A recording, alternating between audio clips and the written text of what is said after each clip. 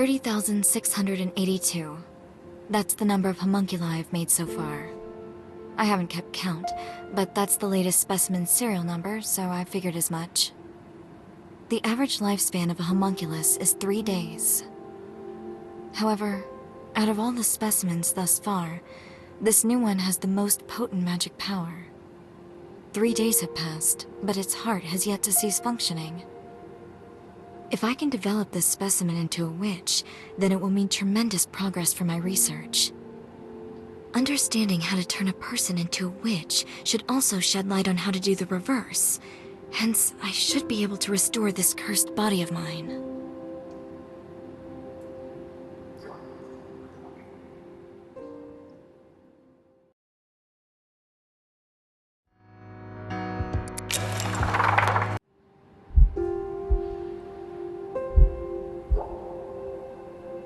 A puppet devoid of emotions can't use magic powers. My plan to turn this homunculus into a witch was experiencing setbacks. One day, the Pope visited my laboratory. I had no idea what would bring the supreme authority of the Church of Longinus here, but she was shockingly well versed in my field of work. Existence, the tree of life, witches and angels, the heart and the soul. What sounded like myths the Church would preach about recounted our world in incredible detail. God created this world. Within each of us exists a soul, and angels reside in the heavens above. They all seemed like works of fiction written by a child. But what if they were true? I formulated a completely new theory based on these myths, and I saw magic powers finally manifest in my new specimen.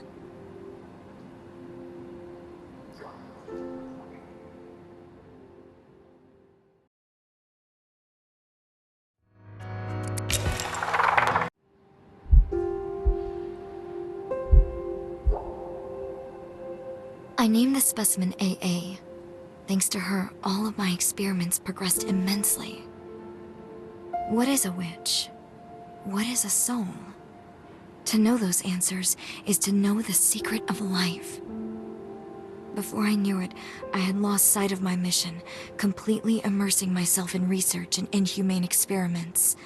The truth of the world is within my grasp, filling me with ecstasy that drowned out any feeling of guilt. But one day, as I was leading AA to the laboratory by the hand, I felt her squeeze back. Her hand was far smaller than mine. It's laughably thin and looked as if it could snap at any moment, yet she grasped my fingers as tightly as she could.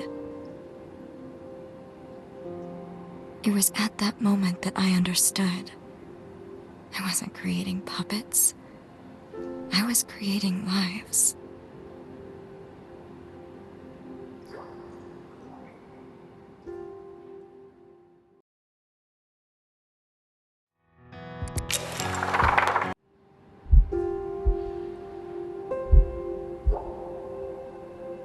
Professor, what is the sky? Little A asked me that question after I let her read a book. She has no clue what the sky is, because she's never set foot outside the laboratory. I showed her some photographs, but that just added to her bewilderment. No amount of words or photographs can convey how blue and beautiful the sky is. After staring at the collections of blue ink for a while, she looked up at the laboratory ceiling and muttered in curiosity, "The sky here is so white." I sure hope you can see the real sky one day. That would be nice, she replied, her emotionless eyes trembling ever so slightly. Is there any way to show little A the sky? If I learned of a witch who could control light, I went to ask them if they'd make a sky for little A.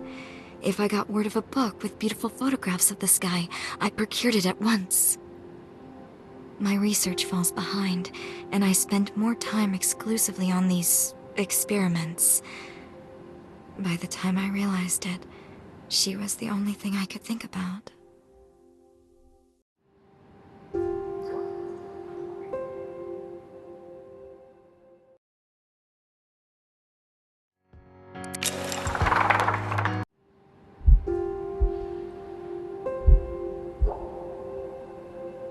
would destroy the world for my child. Whenever I'd read books with that line of thinking, I'd find them to be illogical. Weighing the life of one against the rest of humanity? It would be ludicrous to compare. But the average lifespan of a homunculus is 3 days. Little A has marvelously lived for 1 year, but that miracle won't last much longer. I'll make sure she lives longer, even if it's just a day.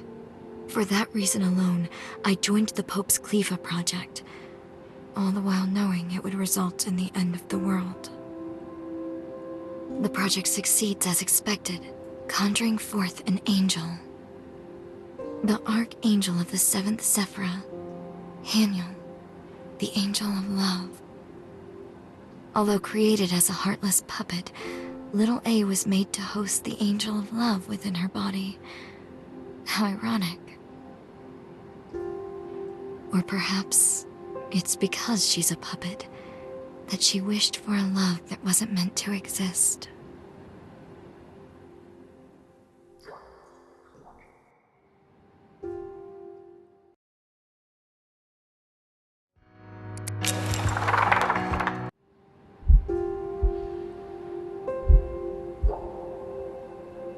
The power of a witch is influenced by her emotions. Powers can manifest from happiness and joy, but something more powerful is evoked from pain and sadness. We have many treasures in our lives.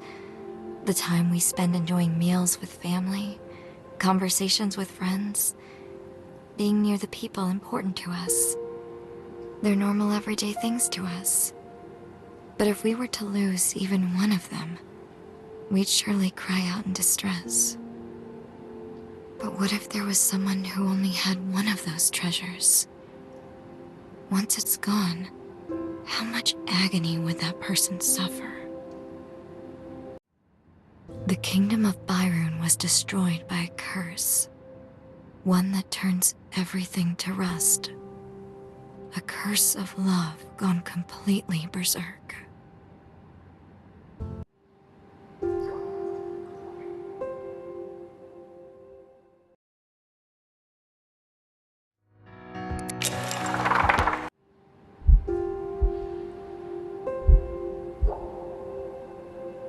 How much power can the Tree of Life give? How long does a homunculus-turned-witch have to live?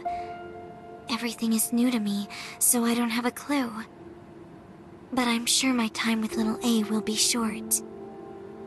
We might have 10 more years, or we might have until tomorrow.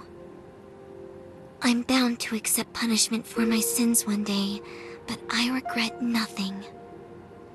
Even if what lies ahead is the most painful of goodbyes, even if my soul will be shattered to pieces, I will never forget all the warm memories little A gave me for the rest of my life.